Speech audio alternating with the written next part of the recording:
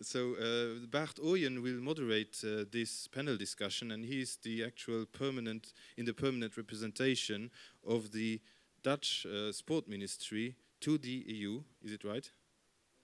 More or less, okay. And he used to work for about 5 years also at the European Commission, so he's well into the subject, and that's the reason why also we asked him to moderate this panel discussion. So welcome, Bart, and I hope we had a fruitful discussion. Thank you. I'm very happy to be here. Thank you very much, Pascal, for the invitation. Maybe some of the specialists know I am wearing the Luxembourg presidency tie, because I'm the moderator of today. The ministry in the Netherlands asked me also to be here on behalf of the ministry to find out what's discussed on this European dimension of dual careers. But I'm here to moderate and to give the floor to all the experts, the panelists of this debate. But I think I also try to give you the floor. We have a sort of general introduction. Then we will discuss one block on, let's say, talent development, the discussions we have on that side. Then we move to the second block about the elite athletes and how they can more or less realize their dual career. And finally, the third block will be about the career afterwards. Not saying that you not should start already thinking about your career afterwards from the beginning, but we try to split the discussion a bit in those three parts. From this side, it's Professor Paul Willeman. I don't know if anybody never heard his name. If you Google, you get immediately dual careers if you Google his name. He's a specialist in this field. He's a sports psychologist and doing a great job in developing even the new vision on dual careers in the future. If you are involved in one of those projects, or if you want to be involved in the future projects on dual careers on the international side, keep an eye on him. I think that's very important. Welcome, Paul. I will do it for all of you. One statement, maximum 1 minute, about the European dimension of dual careers in sport.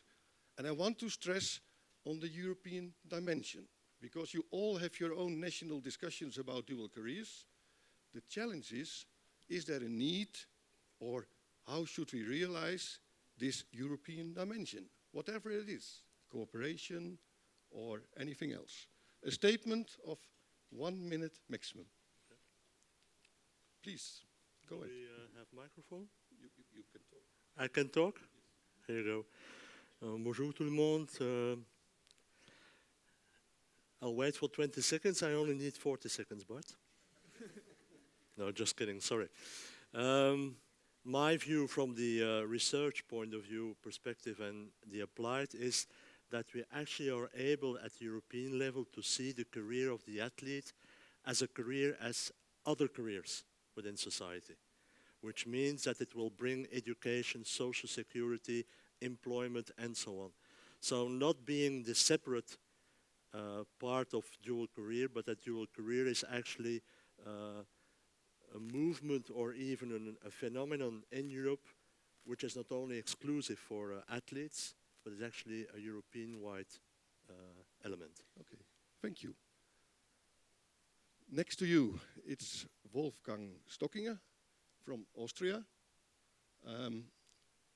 Wolfgang is from the organization CADA, but I always like to have the full pronunciation of that organization because it says what it means. Sport with prospects. Sports with prospects, or in German? Sport mit Perspektive. Sounds even better. I hope so, at least. I always have in mind this Karriere danach, which maybe explains a bit the initial name of the organization. Wolfgang was a professional football player in the past, experienced this career abroad, partly in the Netherlands, if I understood well, faced some problems because of an injury and had to stop his career in this side. But today, he is working in this Austrian organization, supporting young athletes already and their parents, up to the athletes on the top, in guiding them to a carrière danach. Yes. One statement from your side. Okay. It's my pleasure being here. I will try to top that even and do it in 20 seconds. From my perspective, a dual career on an elite sport level is basically nothing but the constant search of an individual athlete for an optimal solution, the perfect pathway. And this pathway, this perfect pathway can be found pretty much everywhere. It can lie in your home country, it can be abroad, or it can be abroad and in your home country. And this is pretty much the explanation of a European dimension of dual career. Good. Thank you very much. More or less 40 seconds. Okay. Next to you, Alison O'Dell from the UK. I mean, we have Belgium, we have Austria, we have the UK. I should say a lot of experience in this field. Not only from the field as a sports director at the Manchester University, maybe the university has a special name, but it's University of Manchester. University of Manchester, but also because of her work in the UK. She is in fact guiding Guy Taylor in TAS in the way dealing with the different organizations in the UK with talented sports people, but she's also a member of the FISU, the International Student Sport Union. Alison, a statement on the European dimension of dual careers. Thank you very much, Barton. Thank you very much for inviting me here today. I'm not sure whether Guy sees me as, partner, boss, or whatever it is, but so I will try not to repeat what he's saying today to you. I think my thoughts, particularly what I've learned in the last 10 or 12 years in the UK, are especially around, can we bring a true understanding of partnership into all that we do? Because I am not sure in this world that in developing member state dual career schemes, we really understand what partnership is. I'm not going to explain the theory, but I do think that some element of improved education in the meaning of partnership is truly necessary if you're going to develop something like a dual career scheme.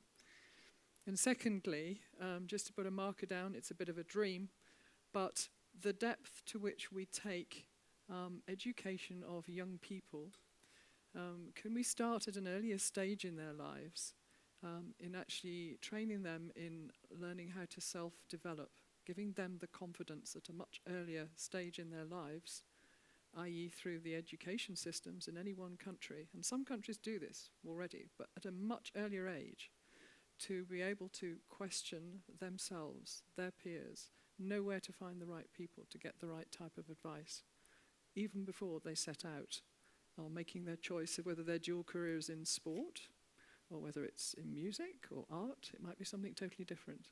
Give them that platform. Thank you. Thank you very much, Alison. Next to you, Jean-Louis Marc. I think maybe the people from Luxembourg here know him already, but you are a member of the Luxembourg Olympic Committee, but that's not the capacity in this discussion. I saw in the program that later on you will be there to discuss that from that perspective.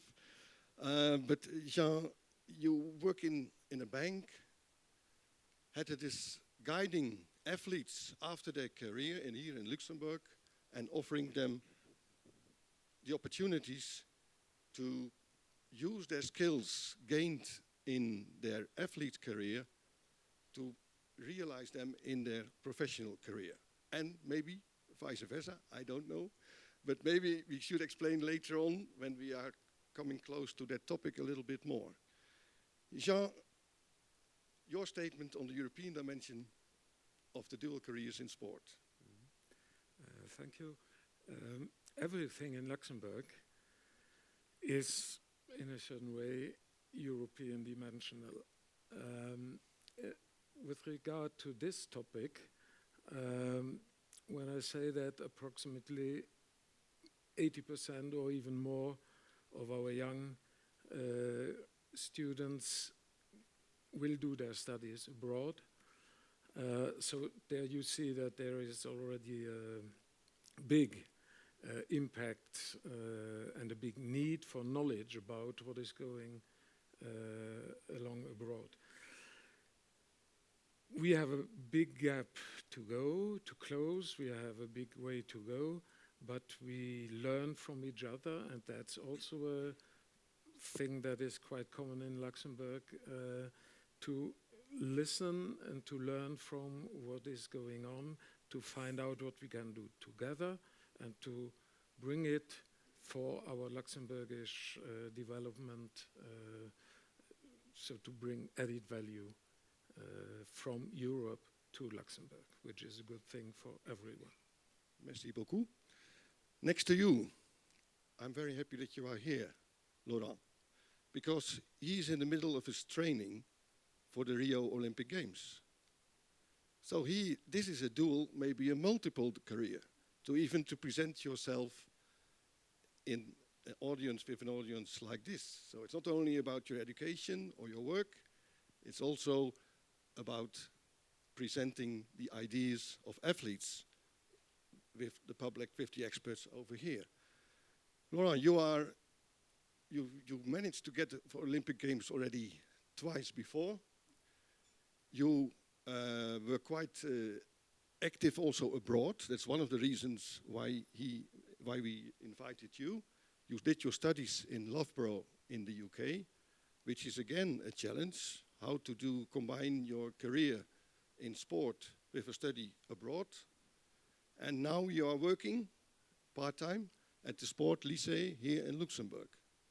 So these are all sort of combinations, and I think you are a great experience, but I'd like to hear your statement first on the European dimension of dual careers in sport.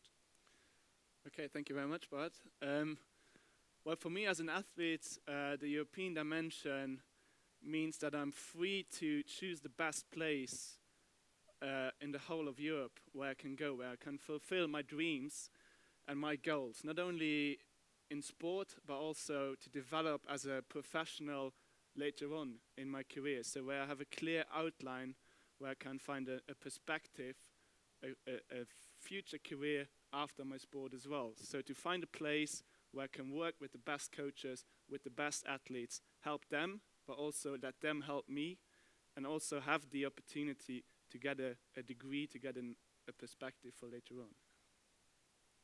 That sounds quite challenging, but I think you made it. You are a proof of to make it.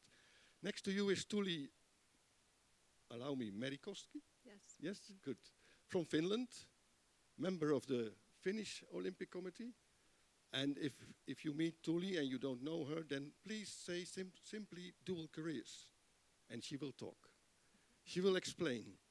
She will explain to you how in Finland she has contributed to the development in this aspect.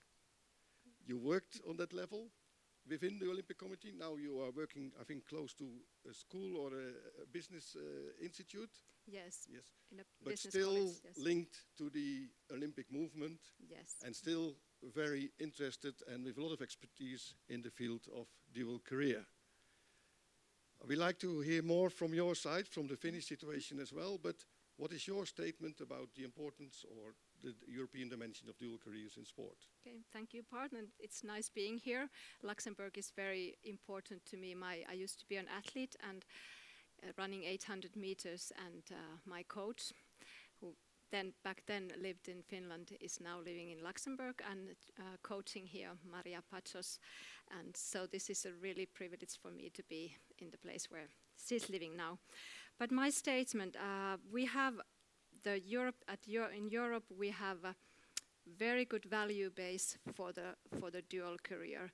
We want to do sustainable elite sport, and to me that means that we are not only after medals, but we are also after what Guy Taylor in his excellent speech said a couple of hours ago, that we want to develop athletes holistically. We want to help them to fulfill their potential also outside the sport. And I think that's something that we have, and that's something we have to work together. I'll come to the last panelist. Thank you, Tuli. Jean-François Raymond from France. And if he stands up, you know which sport he did in the past.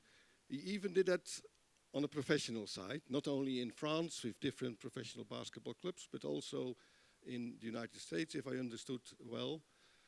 The reason why we invited him was not only because of his fantastic career and his dual career in this sense, but also he is the General Secretary of the Organization of EU Athletes. I'm not allowed to say it's a trade union of athletes, but sometimes it's like that. And I think they do a great job in all sorts of projects to give the view, not only from the Olympic athletes, but also for the professional athletes on this aspect of dual careers. Welcome, Jean-François. Please, the floor to you as well for your statement. Thank you, Bart. I will use the remaining time of everybody, of course, because I'm speaking last.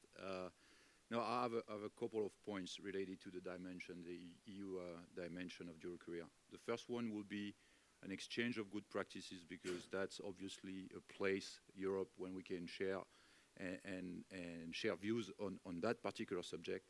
Then from the perspective of EU athletes, it would be to create a network of EU PDMs, PDMs being a player development manager. It was raised this morning by Guy. This is a movement that comes from the bottom up, and from a player union perspective, that's what we see, the need for support for those athletes. Then there is a need to support the athletes wherever they are and no matter what their identity is. Because we see that for some countries it's complicated to go and study in the different countries and what's the relation with their home country. So that's also a dimension that can be tackled. And all the athletes, they deserve the same level of care, no matter where they're coming from in Europe. And that's also a really important thing. And last but not least, it's also the health issues. Because health for professional athletes or an Olympic athletes has a direct impact on the transition. And we have plenty of study that shows that they cannot have certain types of job because they suffer from severe injury that don't allow them to work technically. So that's also something. And to conclude, there is no better person in Europe to promote the European values than the athletes, because they used to travel, they used to participate against various different nations and competitions. So we need to use them to for policy reasons, I would say, and to show everybody that Europe is a unique